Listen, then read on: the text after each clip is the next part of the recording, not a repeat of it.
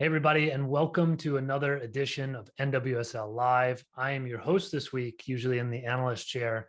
Jeff Kassouf here. Jordan Angeli, who is very busy, is on some Columbus crew duty. You probably know her from some of that duty as well, doing many things. So I'm hosting this week. I'm your host, Jeff Kassouf, and I am joined, of course, by Lori Lindsey, who is everywhere.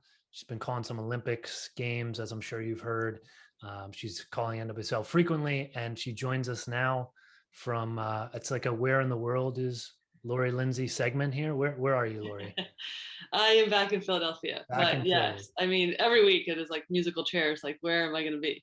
Yeah, So, yeah. yeah, I like the plant game you got going. Room yeah. Raider. Thanks. I was really mixing it up this Yeah, time. So, get like a 8 or 9 from Room Raider there. Hopefully. Um, how was the Olympic experience? yeah, it was brilliant. It was such a fun experience. Wonderful team that NBC put together. So, whirlwind, as I think everyone who's been experiencing these games. However, I was saying the true heroes or heroines in this whole thing are the fans, because I experienced what was it, semifinal? Yeah, the other day, Monday. Gosh, I'm like, what day is it? Because Yeah, these time changes.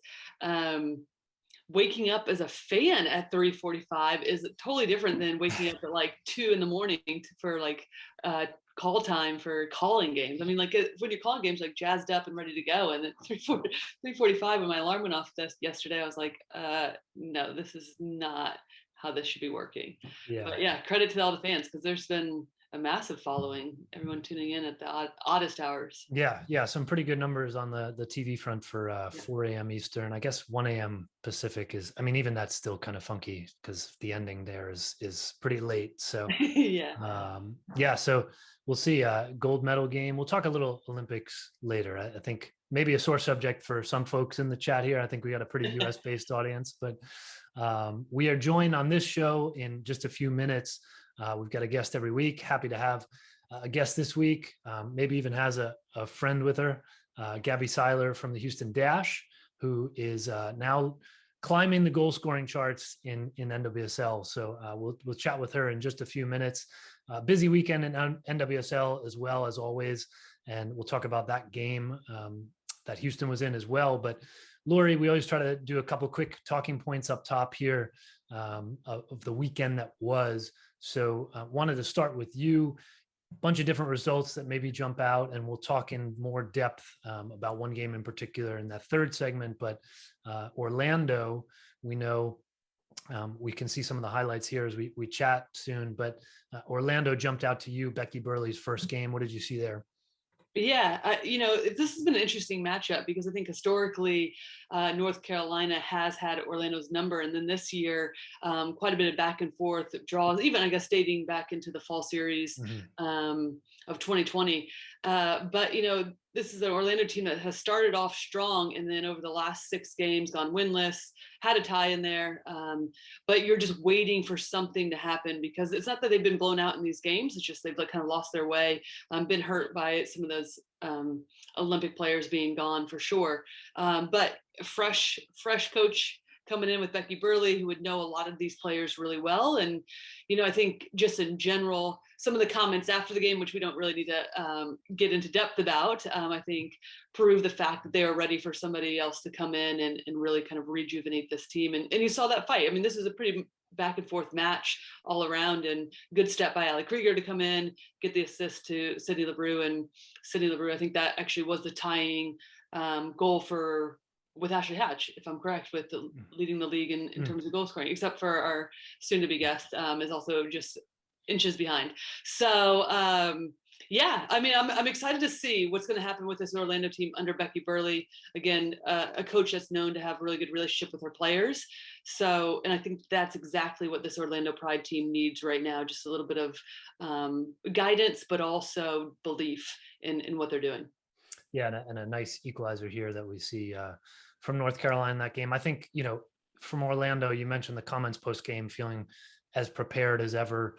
I think to that point, it didn't look like a team that necessarily was in a state of transition, even an abrupt one. I mean, that change happened at least with Mark Skinner leaving pretty quickly, and it didn't look like a team that was rattled by it or kind of trying to figure out what was going on. So I think that's obviously a positive for the Pride. So interesting to watch there. Well, Becky Burleigh, interim coach for the rest of the season, and then maybe, who knows, maybe more beyond that. But Orlando, as you said, that draw, a positive step, but 6 without a win now. So certainly looking for to get back on track.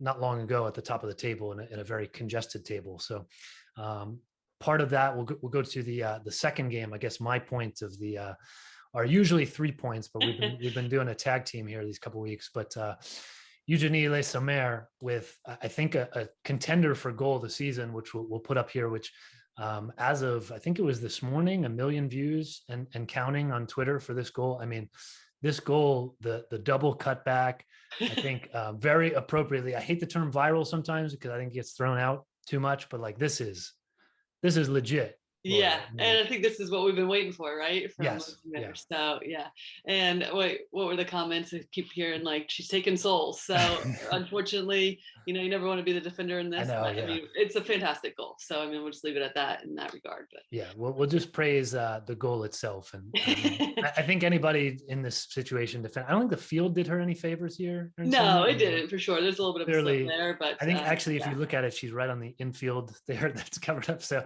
maybe a little home field advantage there for that cutback.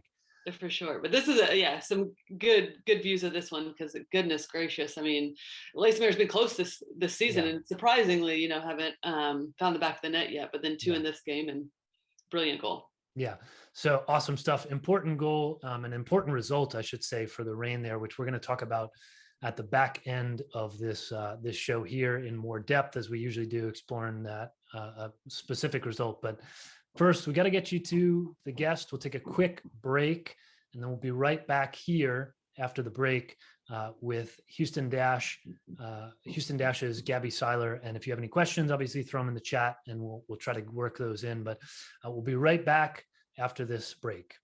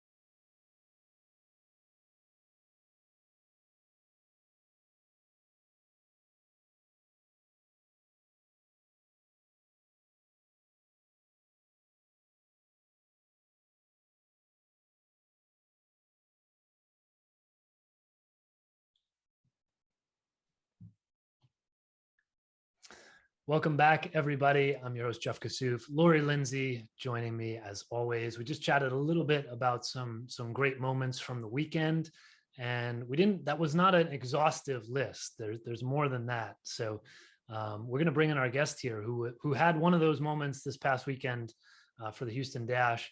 Gabby Seiler, midfielder for the Dash, joining us now, and she brought a guest as well, her golden retriever Thor, and excited to have her on. So Gabby, thank you for joining us. And how you doing? Doing good. Thanks for having me. Yeah. And then I see Thor is, at least on our screen, I think he's a little bit, yeah, there you go. Oh, yes. Yes, look at that. Modeling for us, actually. Love it. I'm wearing a bandana. It's style as well.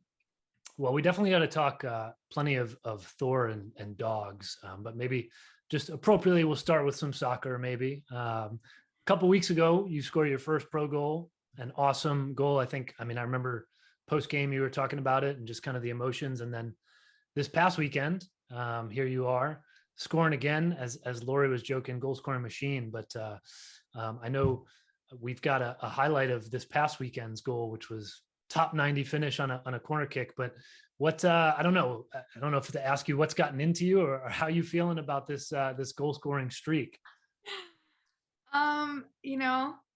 It's exciting, but also I feel like just credit to like my teammates and them being, believing in me, because really in training and everything, like they're so confident in our set plays, and I just kind of got added to them recently. So it's been kind of a new whirlwind of things, but it's been great. Yeah, it's like the James, look, I am producing on set pieces here. You got to design these around me. Yeah. Go ahead. I'm not trying to interrupt our guest. Go ahead, Lori. Okay. Yeah. In terms of that, we'll get into your journey a little bit more, but, been in the league now, and we were talking a little bit off air about the Olympics and what this means for certain players that have to step up, right? And you were like, yes, I was accustomed to that during 2019 when I was playing with the Thorns. How has that played a part recently? Obviously your 2 goals have come when the Olympic players are gone. Is this something that you knew you would need to take another step in your game during this period of time, or what's that been like? Yeah, I think when I was in Portland, when we were missing so many players, I didn't realize that I would have to step up as much as I felt like I did.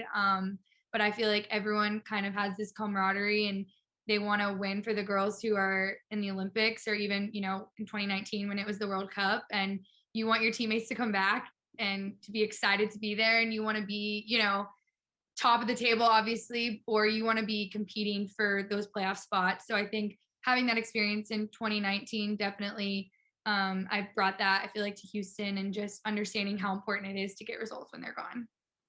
And, a big homestand here now, or you're kind of in the middle of it for the most part for Houston.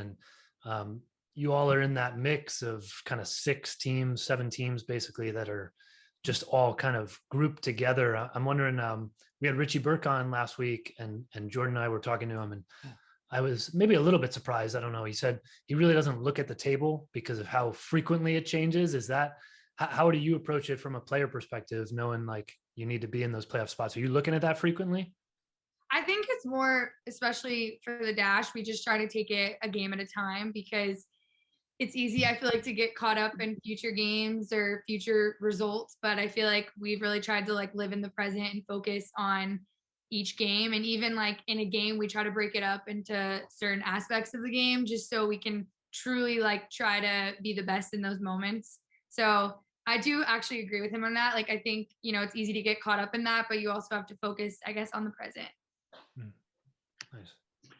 Yeah, for sure. And I think that's an interesting aspect for a lot of teams right now in terms of like depletedness with their rosters. But going back to you, playing with the Portland Thorns, James Clarkson says important pickup to get you, and Ogle coming to Houston Dash, and obviously you're producing.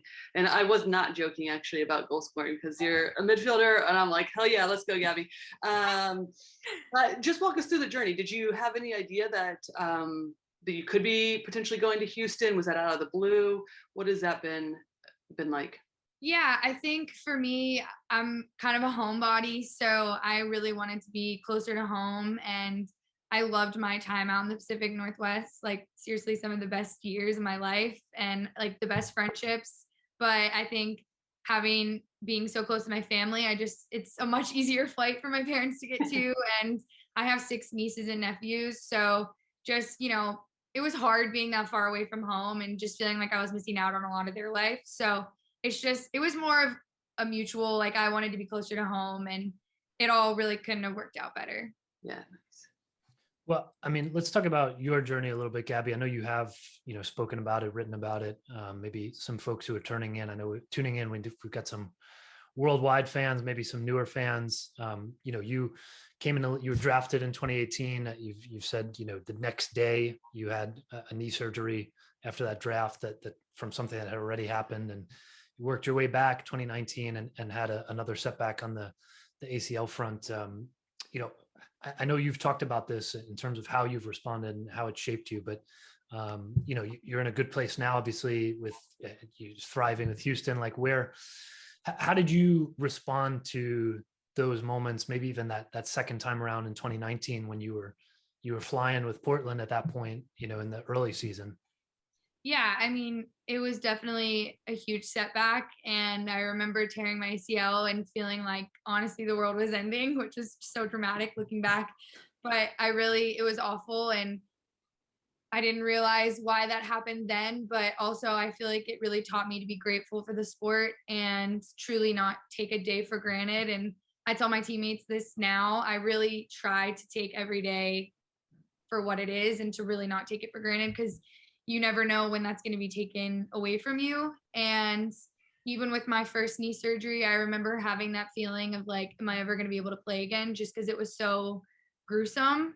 And same thing with when I tore my ACL, you just never know how your body's going to respond. So I think for me, I'm so thankful that I'm here now, and I'm just really grateful that I can just be playing the sport that I love. And it's just taught me to be grateful every day. Yeah, I was looking back on I'll do the plug for, you wrote something for us on equalizersoccer.com, and I was looking back at what you had said. You kind of had these non-negotiables, you called it. The three of them were, mistakes are okay, always have effort, and just smile and be happy. Is that something that, like, do you find yourself needing to remind yourself of those things as maybe you hit different points of a season, or is that pretty much a habit now that's ingrained?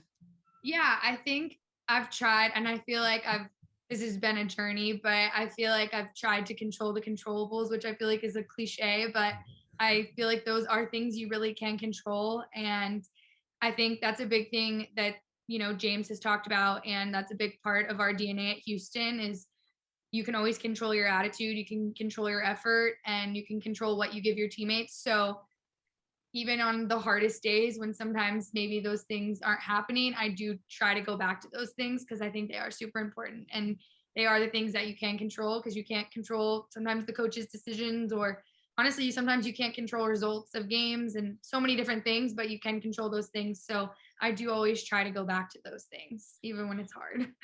Yeah, it is cliche, but or sounds like that, but it's so true, because I mean the smallest little details and are what separates everyone, right? From not even from team to team, but like from player to player. So it really is just about like riding the wave and like short-term memory as well. Like, I don't remember what happened yesterday, so here we go. Is that something though with your knee injury, and then we're seeing this with a lot of Olympic athletes and stuff coming out and talking more about mental health, and obviously, yes, we can say struggles, but I think it depends on each individual athlete, the struggles or the journey that it takes to get back, or just what it is like to be a professional athlete in today's day and age. Is that something you feel compelled to talk about yourself, or what is that like?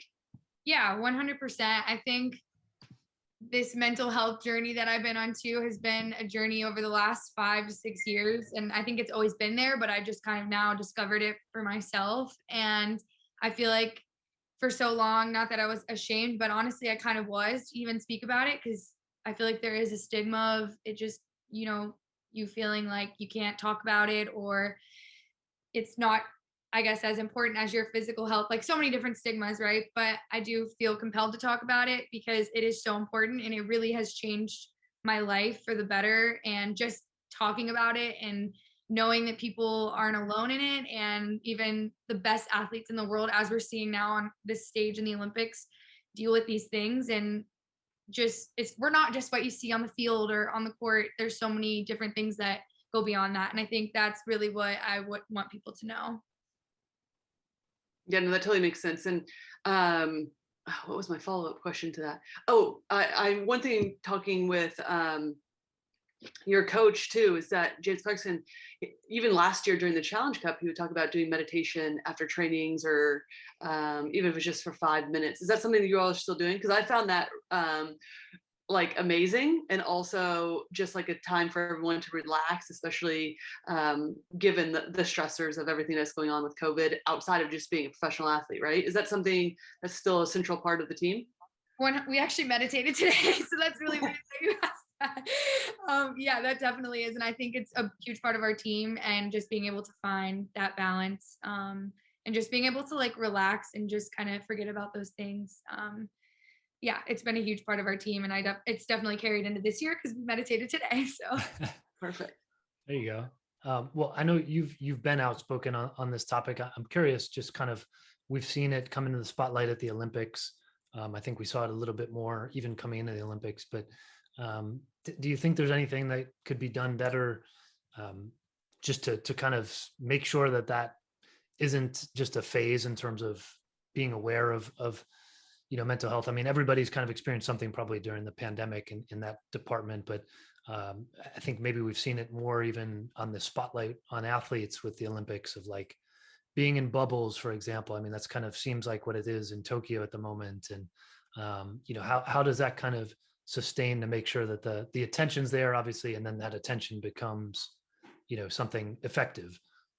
yeah, I mean, I feel like it's only going to continue to be, I don't want to use the word exposed, but I feel like now that we see like the greatest athletes in the world speak about it, I feel like a lot of other athletes will feel compelled, or I hope will feel compelled to tell their story. Because I know for me, it wasn't always easy to talk about, but I feel like I've come to a place where I'm okay with talking about it now, or I've seen how it's maybe impacted people that I'm close with, like family members who have even reached out to me after I've been public about my journey. So I feel like it'll only continue to grow, and I hope that more athletes, more coaches, just kind of everyone in the sports community continues to bring awareness to it or share people's stories, because everyone does have their own journey, their own story, and I think they're all really important and they all can do good. And I just hope that we continue to shed light on that, because it is really important.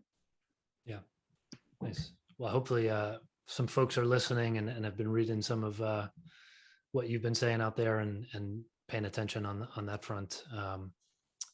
I wanted to say too, if you're in the chat, I see we have a couple of questions that got sent my way that we'll get to in a little bit, but please send us anything that you might have for Gabby, any questions. We'll try to get to as many as we can. We've got a few for her. Lori, I don't know if you had anything else. I know we've got a couple of fun things we wanted to ask. She's got a co-pilot there. We've got some questions for her, I think. Well, we've got a couple questions and we'll work those in. I want to ask you, we'll shift to a couple fun things before we let you go, Gabby. Thor, I think we got to give Thor some camera time and some. Oh, did he? Thor moved around. Take him out of here. Oh, he's not interested. Okay. No, he's no interest. I'm quite annoyed. So maybe here, Thor, want a treat? Come here. Maybe I give him a treat. So there we go. What? Yeah, there you go. There's a treat. Will always do the trick. So what brought the name Thor about? Is it as straightforward as what it sounds like? It's funny because I didn't know what I was going to name him, and then somehow Thor became the topic of discussion, and everyone is going to hate me for this, but I have never seen the movie Thor. My fiance will be very disappointed because he loves all of those movies. But honestly, I named him Thor before I even got him, and he ended up being the most Thor you could ever meet. But he's chilled out a lot now that he's not a puppy, but he was kind of a pain as a puppy, and He definitely is very much a Thor. You can ask anyone who's met him. He very much fits his personality and his name. Wait, does your fiance know that you haven't seen the movie Thor? I really hope so. Luckily, he's playing a tennis match right now, so maybe he won't even.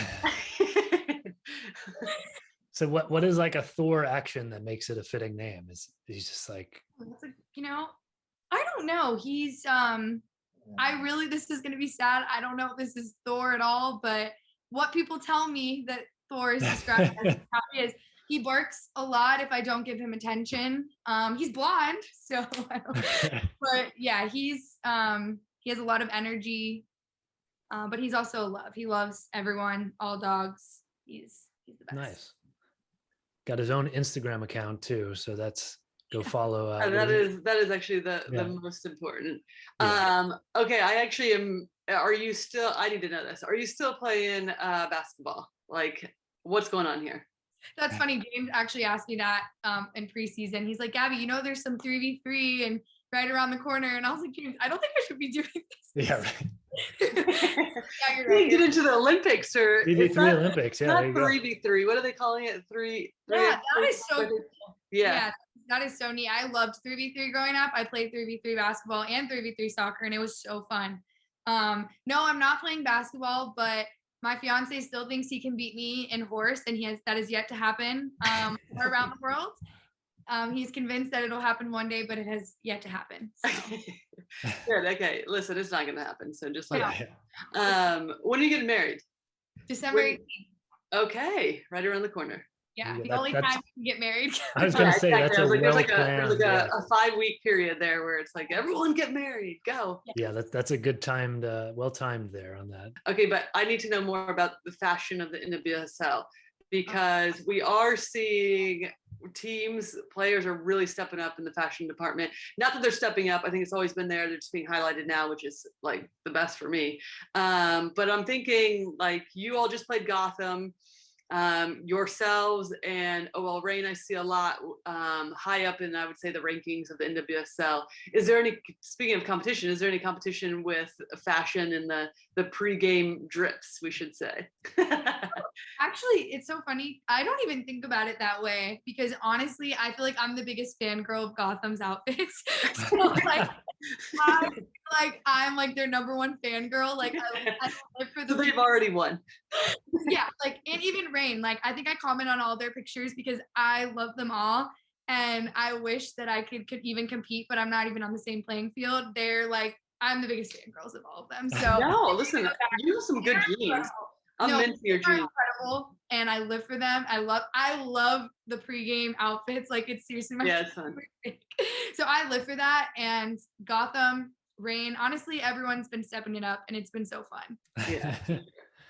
Nice. Well, we don't want to keep you too long. We do have a couple questions. At least one popped up here. I wanted to see PMC 6601. Shout out. What veterans did you look up to or try to emulate? Any veterans in the league that took you under their wings or that you maybe even grew, before you turned pro that you were watching? I mean, there's so many, but I think for me, being able to play with Sinky, Christine Sinclair, and even Becky for the small time that I was there, and Tobin, just all of them. I mean, they're incredible. And Sinky, she's the most like humble, amazing leader out there. Like she's the most amazing person. Same thing with Becky, and just like the fact that I got to be on the same team, be in the same locker room as them. To me, I was kind of starstruck.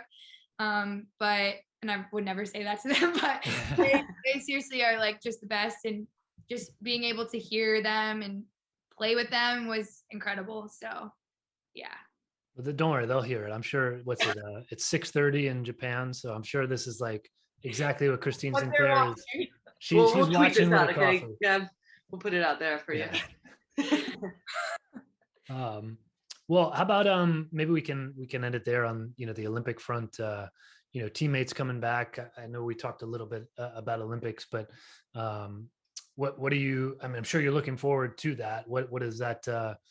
Have you kept in touch, or have you thought about how you all might welcome them back or anything like that, or just looking forward to them returning, that some of them will have a medal of some sort.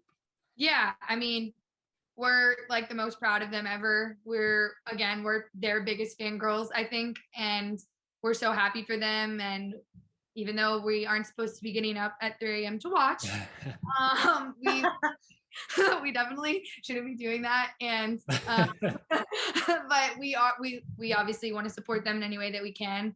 And we've loved getting to see them and getting to see them thrive at the biggest stage. And, you know, we're happy for all of them and we miss them and we can't wait for them to be back. But we're obviously so excited for them. And Canada, especially, we're so pumped for them that they get to compete for a gold medal. And yeah, you have a huge contingency of Canadians on your team. So this is very exciting.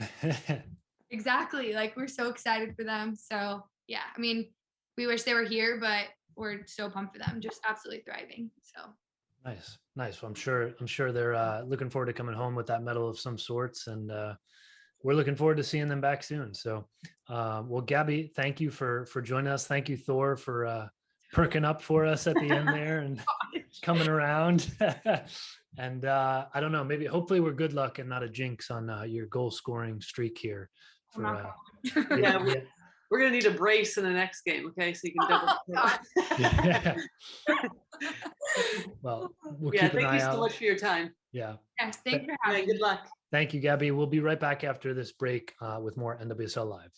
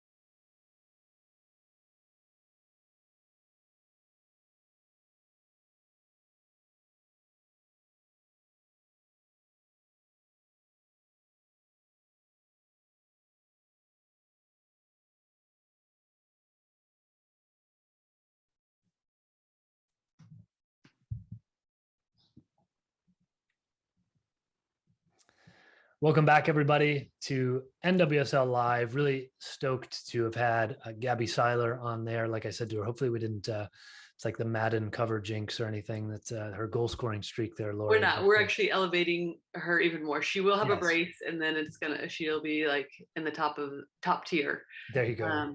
I'm feeling good for her. Yeah, I'm glad we got to show that goal earlier while she was on, that second goal, second season goal, second career goal for her. Mm-hmm. And I think we showed that first goal of hers a couple weeks back when it happened, but that's all a blur. That's amazingly 2 weeks or so ago, before the Olympics even started. So if you can think of a time before then, Lori, I don't know if I can, but so we've talked about a couple results in passing so far in the show before Gabby was on, and just want to run down exactly what we had over the weekend for scores, and then we'll talk a little bit more in depth. And want to encourage you all listening, watching, to send us your questions for me, for Lori, and we'll try to touch on them if we can here in these last few minutes in this segment. So scores over the weekend, we had a full slate of games here. So we talked about North Carolina, Orlando, 1-1 draw, OL Reign 2-0 over Racing Louisville, Portland Thorns with a 2-0 win over Kansas City. Kansas City still winless there at the halfway point here, 12 games, looking for their first win. And Portland now top of the table with a little bit of a cushion, but obviously a couple more games played, couple teams behind them with games in hand that could make it an even more congested table at the top there. So we'll see how that goes. Chicago Red Stars with a 3-1 victory over the Washington Spirit. And no own goals. No own goals. There you go. They're scoring their own.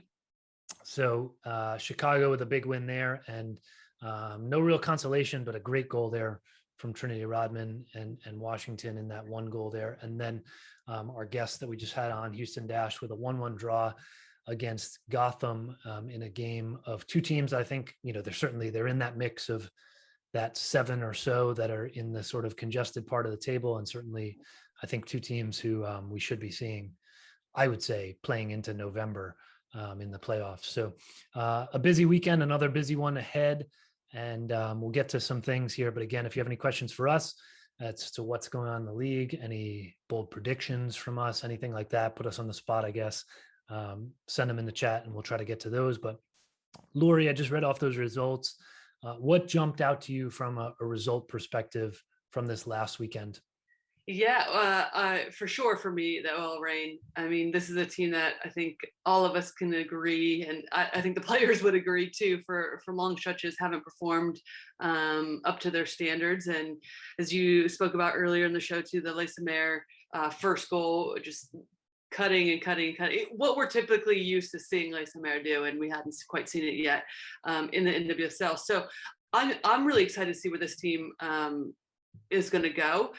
2 wins back to back now. I had the ability to talk to Jess Fishlock leading into the Olympics. Obviously wasn't on Team Great Britain, but I wanted to kind of pick her brain on that whole process. And we talked a little bit about the Reign as well, and Laura Harvey coming back. And she said, obviously had the experience with Laura earlier on in this league, and super excited for her to be rejoining the team. And I think we are going to see some different results, some different fire in this team.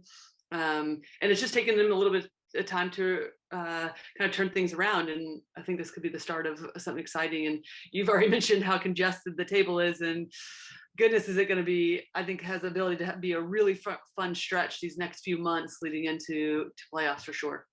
So here we go, Lori. We can put one on the spot here. I'm gonna send it to you because I get to read the questions today. So yeah, Surfer Dude 24, I think a regular listener, watcher of this, viewer of this. So thank you for that. How do you think Louisville will do in the back half of the season with the additional attackers? They brought in Nadia Nadim, just recently joined. Obviously, Ebony Salmon, who's been on the show with us.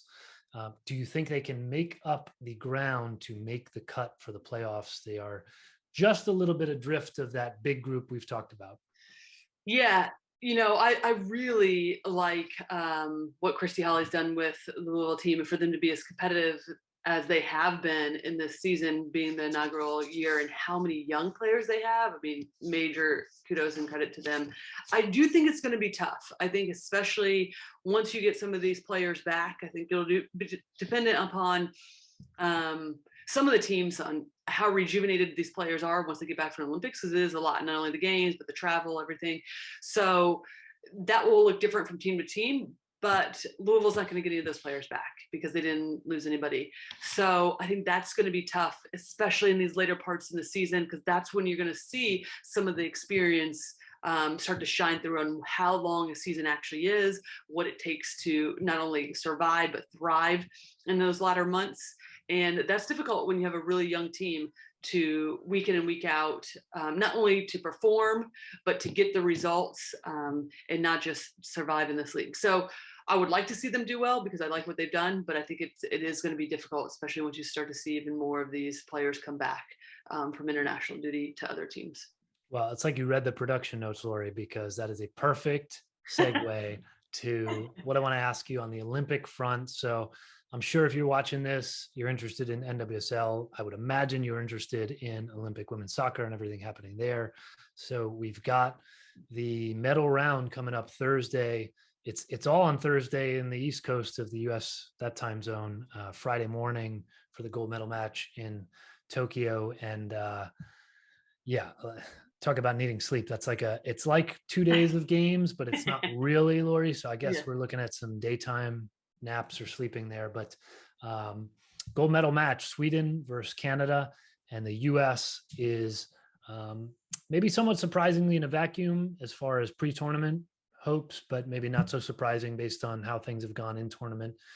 In the bronze medal game against Australia, who this is as far as Australia has ever been in any tournament, major tournament anyway, international, and we'll be looking for a first Olympic medal, a first podium appearance of any kind. So that's USA, Australia, the bronze medal game, 4 a.m. Thursday, and then 10, that's Eastern time, sorry, and 10 p.m. Eastern Thursday night, Friday morning in Tokyo is gold medal, Sweden versus Canada. So firstly, maybe we'll tie this back in the NWSL at the end, but I got to put you on the spot. Who you got there in the gold medal? And maybe, I think I know your answer in the bronze medal game, just from personal experience, maybe, but yeah. Who's taking gold, do you think? I think Sweden is. Yeah. I think, I think they're, as much as huge respect and credit to Canada and what they've done in this tournament, and their young coach, Bev Priestman, for really kind of igniting new fire and life into their team. I think overall, Sweden has been the best team, the most consistent team, and also the most potent in the attack. And I think they also have the discipline to be able to knock the ball around, because I do expect it to be difficult to break down Canada. And I think that they'll have some patience when needed, and to be able to utilize some of their width that we've seen in that service off of set pieces as well, that I think we will see them end up with the gold. And then, yes, you are correct. For my bronze medal, I would not be cheering anybody else on. I'm bummed for the players, for some of my friends, to not be in that gold medal match and what they set out for, but still a lot to play for, as we've heard a lot of them say, going with the US in that. But also, listen, huge credit to Australia too. We all knew that group was going to be tough. 3 out of the 4 teams that are left from the US group. So what a wild ride this Olympics has been. Yeah. For sure. Yeah, Sweden has been far and away, I think, the most consistent team. And there is quite a bit of NWSL representation in that gold medal match. A lot from Canada, obviously, and then Julia Rodar from Washington Spirit for Sweden. So interested to see how that plays out. So let's end it on that front. I wanted to ask you, Olympics are ending in the next few days. We'll be seeing players to various degrees, at least, trickle back. We saw Abby Urseg. We were talking about pre-show. She must have hopped right off the plane. Exactly. I don't think there's any direct flights from Tokyo to Charlotte or Raleigh. So, right off the plane and played for North Carolina. But which team do you think, with all the players coming back, US, Canada, Sweden there, Australia, and others that are still trickling in? We haven't even seen everybody who's been eliminated. We haven't seen those players all come back, but who stands to benefit the most as far as NWSL teams go for who's coming back? Well, I do think Portland has put themselves in a really good position, and I think that helps their players returning, because also one thing that we talked about is, that it looks very different from player to player, depending on age, the amount you played in the tournament, also the amount you didn't play. Can you get right back into a rhythm, right? Is a big question mark. And I think Portland, you even mentioned it. Yes, they have a couple games ahead of some of these teams. However, they've won those games, right? They're sitting at the top of the table. And to be honest, they really haven't missed a beat, missing some of these international players. That's major credit to them, because I had some doubts in that category for sure.